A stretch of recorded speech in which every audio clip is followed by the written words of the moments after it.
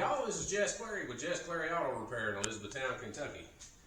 Today we've got a 2010 Dodge Nitro here behind us, and it's got some, customer tells me it has some CAN bus faults.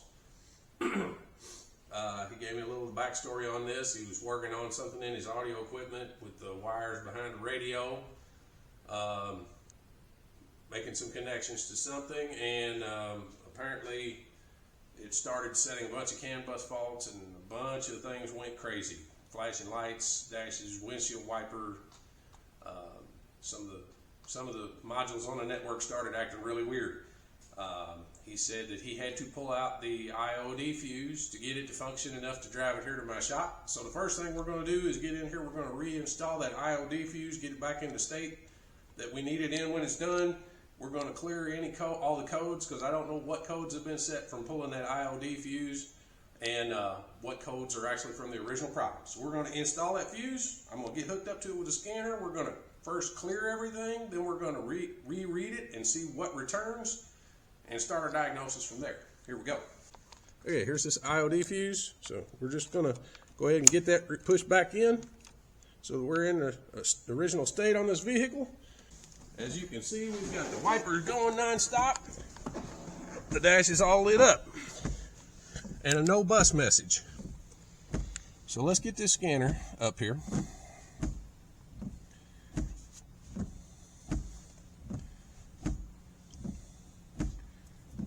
We're going to go ahead and enter the vehicle. See if it'll even ID. Not sure what all buses are down. This car has multiple buses.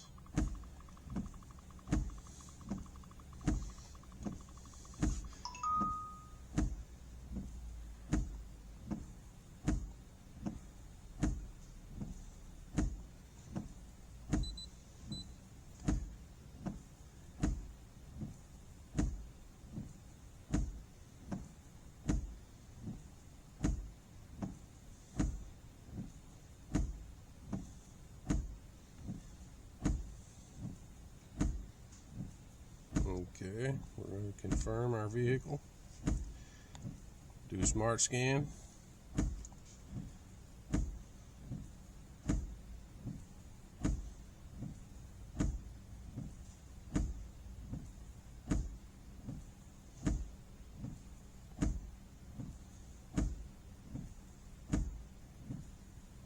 See, our radio is grayed out. It's not communicating at all.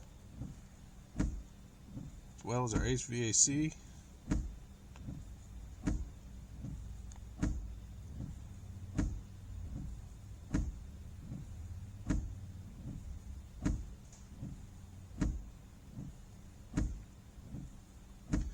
All right, we've got a bunch of codes in here, and again we're going to go ahead and clear all these codes out, because we don't know what of these were set by pulling of that fuse. I just want to glance at them first, and we're going to clear these DTCs. I see some catalyst codes here that were here prior. These may not be related to our CAN bus issue. I'm going to go ahead, I guess, and save a report on this vehicle even before I clear this.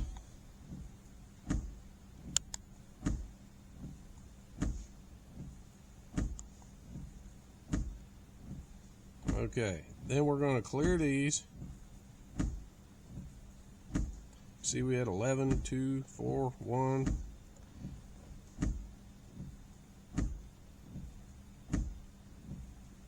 Okay. So let me cycle the key off and back on. Back out of this, and we'll rescan it and see what's returned. As you can hear, my wipers are running.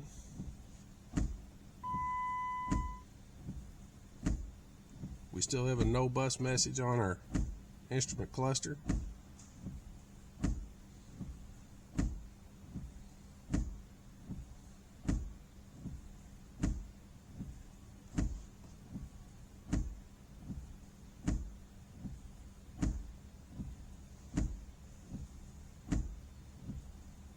We still have no comm with our radio or our HVAC module.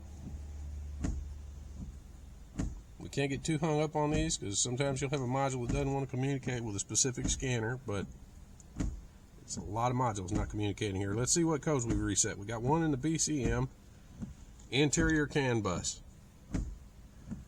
one in a wireless control, tire pressure. Okay, so we're not too worried about our tire pressure sensor location right now, but we're going to focus on this interior CAN bus. So our next step is going to be to pull a schematic for this vehicle.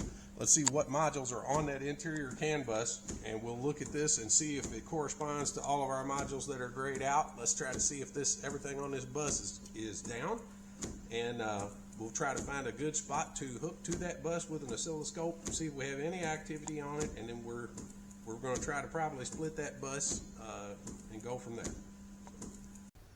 Okay, so I got my schematic pulled up on my computer data lines on this vehicle, and the interior CAN bus. Every module that's listed on my interior CAN bus schematic is a no-com on this scanner. So that gives us some good direction.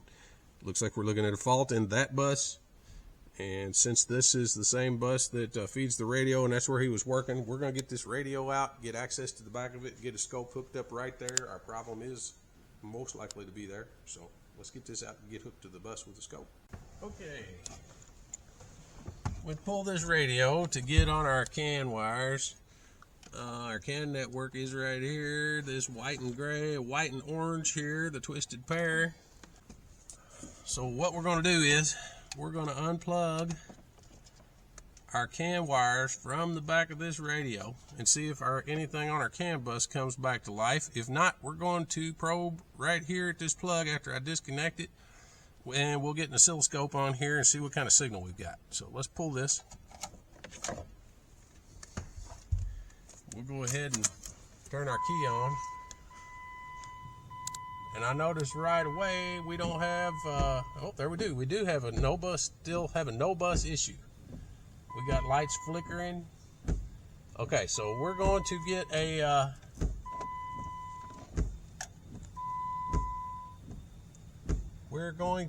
an oscilloscope here, get it hooked up, and see what kind of signal we have on this bus right here at this connector. Okay guys, we're getting on our bus here. I noticed one of these CAN wires has been buried and taped back, so good possibility we've had a power or something shorted to this CAN wire. May have damaged possibly multiple modules on this CAN. So we got to get a signal here. I've got channels A and B on my scope. I'm just going to back probe these wires. I do have it unhooked from the radio right at this moment.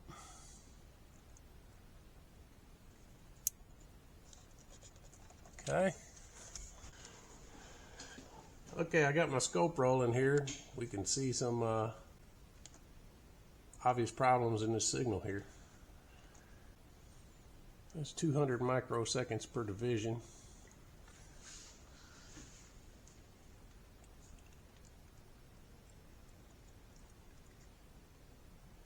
So if we turn off channel B here, you can see we've got obviously a short there on channel A.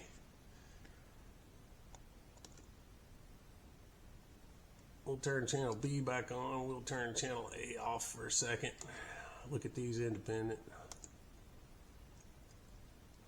And you can see it's also being pulled down. It's at about 0 instead of the bias voltage we should be seeing on CAN network. So I'm going to turn both these channels on here and let them run live. And we need to start unplugging the modules that are on this network. See if any of these modules make a difference. Looks like I've got 3 back in the quarter panel and 2 right here. I've already unplugged the radio, so obviously the radio is not. Our HVAC module was also on this interior CAN network. So I'm going to go ahead and unplug that. We'll watch the scope while I do it, see if it makes any difference. And we'll keep unplugging these modules one at a time and watching the scope to see which one of these, if any, are shorting out the network, or if we have an actual physical problem in the network.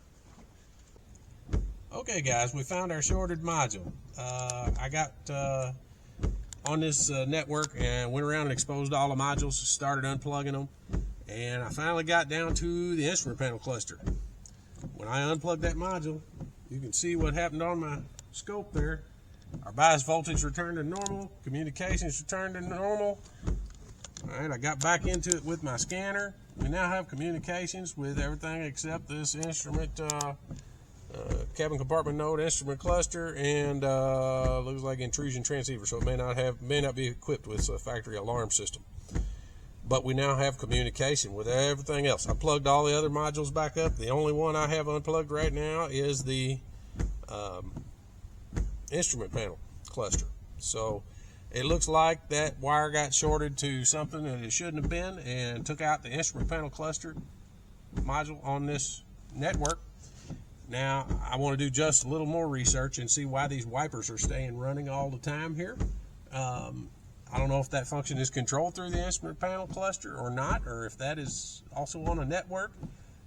If it has also been burnt up, I don't know. But I'm going to do a little bit more investigation on these windshield wipers. But we have found our module that is taking the network down. Now we're just going to have to check availability and programming on it so we can get this guy fixed up. All right, guys, I did a little more digging on this windshield wiper issue that we're having. And the windshield wipers on this car are commanded from the wiper switch via LIN bus to the instrument panel cluster. So I've seen some posts as well on some forums. It seems that when the instrument panel cluster goes out, it has to send the module via CAN signal to the powertrain control module, or to the TIPM, which actually, the body control module, which actually controls the wiper motor on this. So I went in with my scanner and was able to two-way command the TIPM and turn the wipers off, turn them on low, turn them on high. It has control of the wiper motor. That part's working okay. But since the CAN shorted out on this instrument cluster, it is not sending any signals to that TIPM. It appears that their strategy is to default the wipers to low in case of loss of communication, I guess, as a safety measure. So we believe at this point, when we fix the cluster, we're going to fix the wiper problem as well. I did call my Dodge dealership, and the instrument cluster for this is discontinued. I also did get on I have a list of modules with my DrewTech J-Box that I use to flash. I have a list of modules that are available from Dodge, that calibrations are available from Dodge to flash, and I did not see this module on that list. So it looks like the module's discontinued and there's no calibration even available for it from Dodge to flash. If we were to try to reflash a used one, which we don't know if it's possible to reflash used, there's no service data on it, it's all discontinued.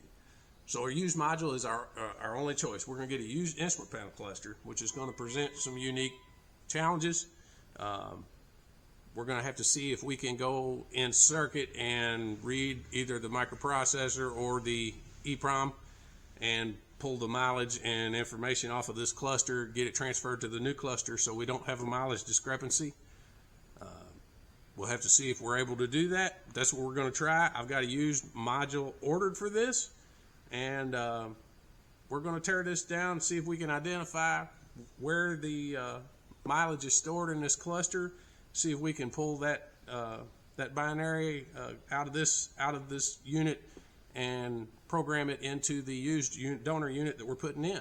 So this is going to be an interesting, guys. You know, these manufacturers, when they abandon a product, what are you going to do? Well, that's what I'm here for. So we're going to get this guy a solution. Hopefully, at the very least, we can get him a used cluster in here and get his wipers not working all the time, get his gauges working again. We will have to see about the odometer. Everything we're doing here is not, there's no official service procedure on any of it. The manufacturer has basically washed their hands of this car. We're going to try to come up with a solution here.